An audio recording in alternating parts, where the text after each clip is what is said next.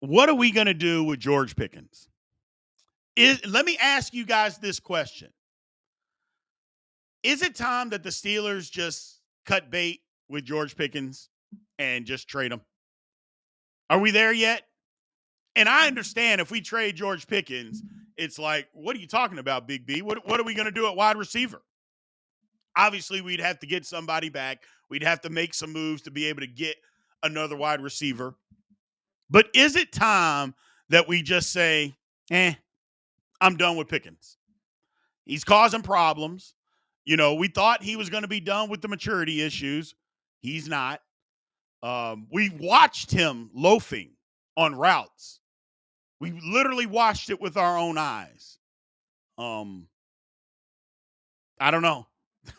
I don't know. We watched it, and yet here he is.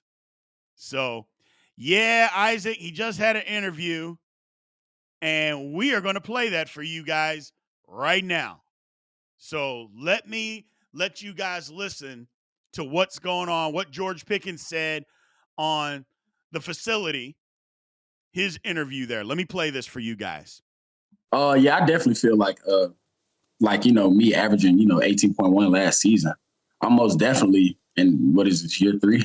Yeah. Not 5, 6, 7, 8, or 9. So I'm definitely feel like I'm top 5, top 3 just off of I just got here. I just take every game with a grain of salt. But me personally, I definitely think I'm top 5, if not, better. Some guys, certain situations are better for certain receivers. That's really the most I can say. Schematically is the biggest. So let me just start there. George Pickens says that he is a top 5 or top 3 receiver in the National Football League. Does anybody believe that? And I'm just asking, does anybody believe that? I love George Pickens. I think George Pickens is great. But are we saying that George Pickens is a top 5 or top 3 receiver in the National Football League? Come on, man. Come on. And we got more. We got more that we're going to play. But I'm just saying from George Pickens, I like George Pickens. I think he's a great receiver. But he is not top 10, much less top 5 or top 3. And it doesn't matter that he just got there. It just doesn't. So I'm going to play this again, and I'll fast forward it a little bit, I think. Yeah, I definitely feel me averaging, 8. But me personally, I definitely think I'm top 5, if not, better. Some guys, certain situations are better for certain receivers. That's really the most I can say. Schematically is the biggest is the biggest thing, in football. That's how you get Amon-Ra, St. Brown's, slot merchants, that's schematically getting fed the ball. So when it comes to that, I ain't playing QB, O-line, and defense all at once. So schematic. Okay. So now he goes to the schematics. First of all, he's not wrong. He's not wrong about the scheme and how a scheme needs to be for him to be better. He's not wrong. But just so we're clear, he's going to take a dig at Amon-Ra St. Brown because his team puts him in the slot and puts him in positions to succeed, and he's going to call him a slot merchant. People that say slot merchant are some of the most unintelligent people talking about football on earth, because my team decides that they're going to put me in the best position for me to succeed, and we go win football games. Does that somehow mean that I'm not a good receiver? It's stuff like that. I mean, slot merchant was made up by internet trolls.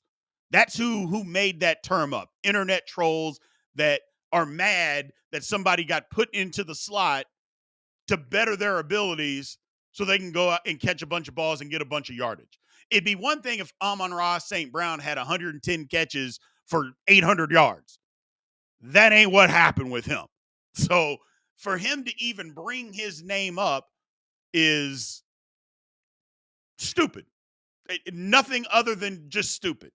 Don't bring up somebody's name and try to badmouth them. And don't get me wrong, people. That's what he was trying to do. Don't bring his name up because he plays in a better system than you. He does. That's not George Pickens' fault, though. That's why I said he's not wrong when he talks about scheme. He's not wrong. But that's not Amon-Ra's fault. And don't say that Pickens is better than him. I don't want to hear that. He's not. He's not. Let's keep going. You know what I mean? So schematically, that's probably the biggest thing in that way for me to really show the world a bigger platform of my game style. But most recently, Big Dog, you went viral because people were calling you out for your routes, saying you weren't running full speed, you were running lazy, you weren't giving max effort. Respond to those social media allegations that George Pickens don't give effort on every route. Yeah, I'll probably just say, I wouldn't be here that long. Like I said, career high over a band, 5 TDs. It's only 3 years. I've only been here 3 years. So I couldn't be, too lazy. You know what I mean? For people saying, oh, he's running lazy routes, this and that. I wouldn't be able to be here. Yeah. I wouldn't be able to get past DBs running go balls if I was actually, lazy, as they say, based off one game. And like I said, another thing, schematics is a lot too. With my play style, that's why I always say that I'm open, because you got to, playing QB, you got to throw somebody open, to be honest. But I always tell Justin every once in a while, just throw it up, bro. Just throw it up. Okay. So now we're getting down to the nitty gritty with George. So first, we'll just backtrack. You got to throw somebody open. Okay. So you got to throw somebody open. And I believe that. In NFL, the windows are super, super small. You got to throw somebody open.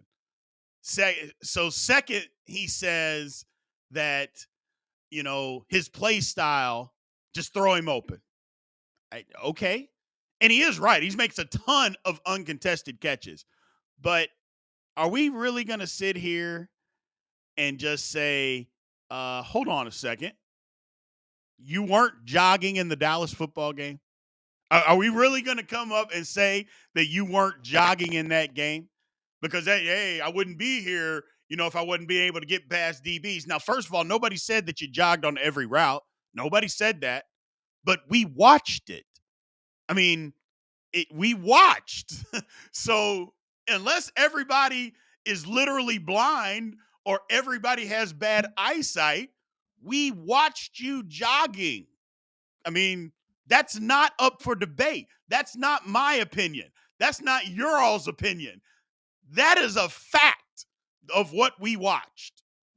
And then he goes back and says, well, I wouldn't be here, but then you base it all off of one game. Well, which is it, George? Were you doing it or were you not?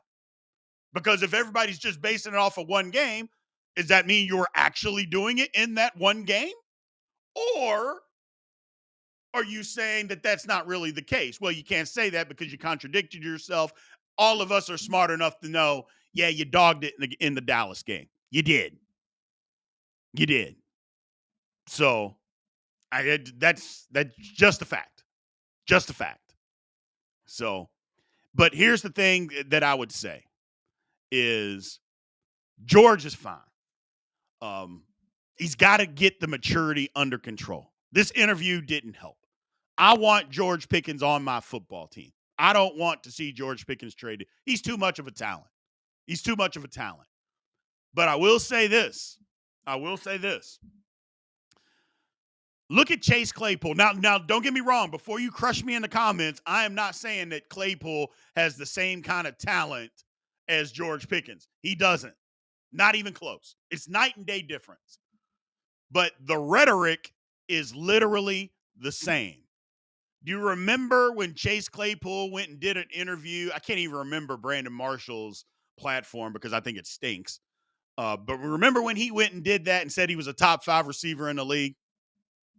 3 years later, he was out of the league. That's all I'm saying. Remember when he did that? After his rookie year, he said, I'm top 5 in the league. 3 years later, he didn't have a football team. And Chase Claypool is 26, and he is not in football. So the rhetoric is the same. The rhetoric is literally the same. And that's the part that I don't like. So that is the problem that I don't like. At some point, we got to get past the maturity issues with George Pickens. We just got to get past it, man. You can't continuously be this immature. I get it. You're frustrated. I get it. The offense doesn't fit your skill set. I understand all of that. But that has zero to do with effort and has zero to do with your concentration, because now you're dropping passes.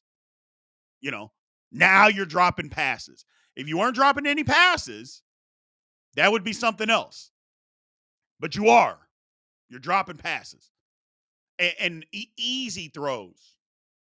Easy. The first 2 times they targeted you on Sunday, those should have been catches. They were drops. You dropped the touchdown. That was a drop. We can't have it. We can't have it, man. The offense is already limited enough. It's already limited enough. We don't need our best receiver now dropping the ball. I mean, he's just got to be better. He's just got to be better. Let's get to these comments, man. Let's see what you guys are talking about. I see a couple of y'all were arguing in here. I'm not going to try to get into that. If y'all want to argue, that's fine. What do we got here?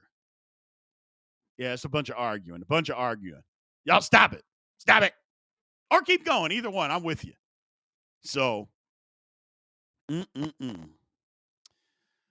let's see here. Uh-oh. Prime Claypool was insane in his prime. He was talent-wise top 5. That could be one of the worst statements that I think I've heard anybody ever make in a chat since we started this live April 4th of this year, my man. Chase Claypool at no time ever was a top 5 talent in the National Football League. Stop saying they're going to lock you up in a padded room if you say stuff like this out loud. Stop it. Stop it. Stop it. And first of all, what do you mean prime Claypool? Chase Claypool wasn't even in his prime his rookie season, which was his best year. Chase Claypool is in his prime right now. He's 26 years old. That is your prime. He is not in football. Come on, man. Come on. I'm with you. I know what you're trying to say, but this is not it. Don't sit and die on the hill of Chase Claypool being a good receiver. No football team in the National Football League believes that he's a good receiver. None of them. So, his prime? What? Come on, man. Come on, man. You got to stop. You got to stop.